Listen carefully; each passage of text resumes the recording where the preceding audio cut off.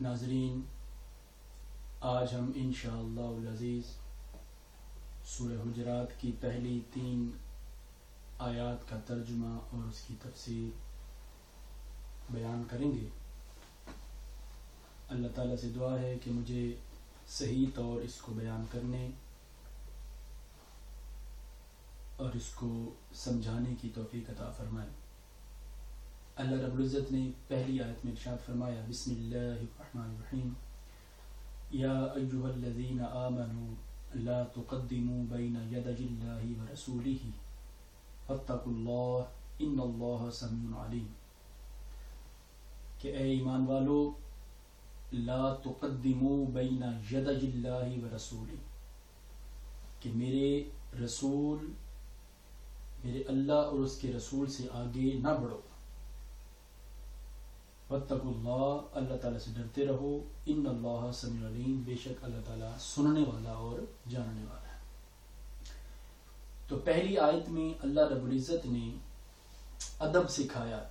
اس سے پہلے میں یہ حضرت سلطان باہو کا یہ شعر پڑھنا چاہتا ہوں کہ علم پڑھیا پر ادب نہ سکھیا، کی لینا علم نو پڑھ کے ہو، تسبیح پھری پر دل نہ پھریا، کی لینا تسبیح پڑھ کے ہو، تے جاگ بنا دودھ جمدا نہ باہو، بھاویں لال ہوئے کڑ کڑ کے ہو۔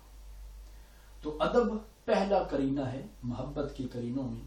تو اللہ رب العزت اس صورت کے اندر آقا علیہ السلام کا سراسر ادب سکھا رہا ہے کہ اگر تم کامیاب ہونا چاہتے ہو اس دنیا میں اور اس آخرت میں، تو اللہ رب العزت کے پیارے محبوب علیہ السلام کا ادب کرنا ہمارے اوپر اشد ضروری ہے۔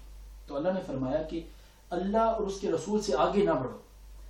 آگے نہ بڑھنے کا مطلب یہ ہے کہ اگر میرے محبوب نے تمہیں ابھی کوئی کام نہیں کہا تو تم اس سے پہلے، ان کے کہنے سے پہلے وہ کام نہ کرو۔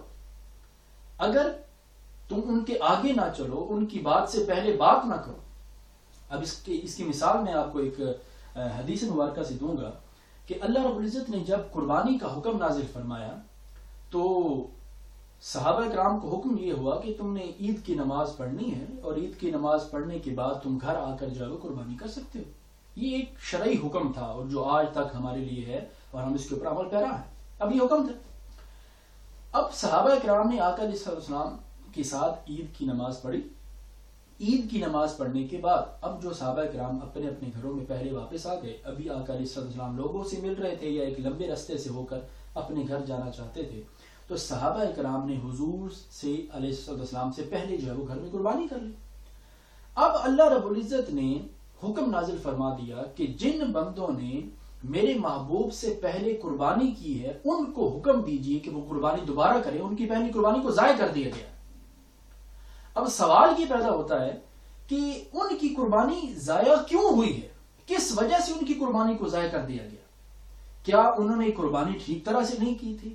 کیا انہوں نے وقت سے آگے پیچھے قربانی کر دی تھی؟ نہیں۔ جب ہم بنظر غائب اس کو دیکھتے ہیں کہ وجہ کیا ہے، ان کی قربانی کو کیوں ضائع کر دیا گیا، تو یہ آیت ہمیں سمجھاتی ہے کہ اللہ نے جو خود حکم فرمایا کہ میرے محبوب سے پہلے کوئی کام نہ کرو، تو اللہ رب العزت، جو صحابہ کرام نے چونکہ حضور سے پہلے ہی ساری قربانیاں کر دی تھی، تو اللہ رب العزت نے ان کی قربانی کو ہی ضائع کر دیا۔ یعنی اگر تم کوئی نیک عمل بھی کر رہے ہو اور وہ میرے محبوب سے تم آگے گزر گئے ہو، محبوب سے سبقت لے گئے ہو، تو تمہارے اس کام کو بھی ضائع کر دیا جائے گا اور وہ کبھی بھی قبول نہیں ہوگا۔ سبحان۔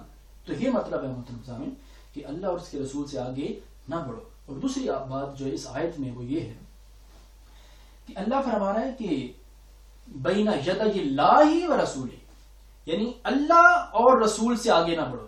اب یہ عمل صحابہ کرام نے کیا جو میں نے آپ کو ابھی مثال دی، تو اس عمل میں اب قربانی حضور نے کرنی تھی نا، اللہ نے تو قربانی نہیں کرنی تھی، اللہ تو نہیں بکرے ذبح کرتا، قربانی رسول نے کی، اور حکم یہ آیا کہ اللہ سے آگے نہ بڑھو، رسول سے آگے نہ بڑھو۔ بھئی رسول سے آگے بڑھنے کی بات تو سمجھ آتی ہے، لیکن نبی اللہ سے آگے بڑھنے کی بات سمجھ نہیں آتی۔ اللہ سے کون آگے بڑھ سکتا ہے؟ تو محترم سامعین، اس کا مطلب صرف یہ ہے کہ اللہ سے کوئی آگے نہیں بڑھ سکتا، لیکن اللہ ہمیں بتانا یہ چاہتا ہے کہ جو میرے محبوب سے آگے بڑھے گا، جو میرے محبوب کی نافرمانی کرے گا، وہی اصل میں اللہ کی نافرمانی کر رہا ہے، وہی اصل میں اللہ سے آگے بڑھ رہا ہے. سبحان اللہ.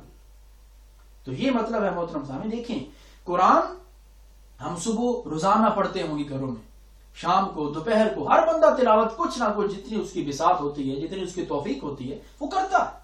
لیکن اس طریقے سے ہم نے کبھی قرآن کی تلاوت نہیں کی. تو دیکھیے محترم سامعین، اگر قرآن پاک صرف اور صرف تلاوت کرنے کے لیے آیا ہوتا اور تلاوت کر کے اس سے ثواب لینے کے لیے آیا ہوتا تو کافروں کو کیا تکلیف تھی کہ وہ قرآن کا انکار کر دیتے، وہ قرآن کی بات نہ مانتے، وہ قرآن کو کتاب، اللہ کی کتاب نہ مانتے. اور کوئی بات نہیں تھی اگر انہیں صرف یہی کہہ دیا جاتا کہ یہ ایک کتاب ہے، کتابچہ ہے، اس کو تم لے لو اور جا کے اس کو بس پڑھا کرو، تمہیں ثواب مل جائے گا، تو ہر کافر اس کو لے جاتا. بلکہ وہ خود چھپا چھپا کے اپنے رشتہ داروں کو بھی بانٹتے کہ تم بھی لے جاؤ، تم بھی لے جاؤ. کیوں؟ اس وجہ سے کہ اس میں کرنا تو ہے کچھ نہیں، صرف اوپر سے دیکھ اس کو پڑھنا ہے. تو محترم سامعین، قرآن جو ہے وہ صرف قسمیں کھانے کے لیے یا صرف اوپر سے پڑھ کے ثواب لینے کے لیے نہیں نازل کیا گیا. قرآن تو اس لیے نازل کیا گیا تاکہ ہم اس کو پڑھیں اور اس کو سمجھیں اور سمجھ کر اس کے اوپر عمل پیرا ہوں. وگرنہ تو اس کا مقصد ہی فوت ہو جائے. اللہ تعالیٰ نے اتنا عرصہ جو لگایا، 23 سے 24 سال اللہ رب العزت نے قرآن پاک کو نازل کرنے میں لگا دی، تو وہ کیوں لگا ہے؟ اگر صرف ثواب کی خاطر ہوتا تو پوری کتاب جو ہے وہ اللہ تعالیٰ جو ہے وہ آسمانوں سے نازل کر دیتا. اس کی وجہ یہی ہے محترم سامعین کہ ہم اس کے اوپر عمل پیرا ہوں، اس کو پڑھیں، اس کو سمجھیں. یہ کیا کہتا ہے قرآن؟ اب دیکھیں نا، آپ میں سے کئی بندوں نے، جو میرے سامعین اس وقت مجھے سن رہے ہیں، ان میں سے کئی بندے ایسے ہوں گے کہ جنہوں نے سورہ حجرات کو کئی ہزار دفعہ پڑھا ہوگا، لیکن اس کا ترجمہ شاید ہی کبھی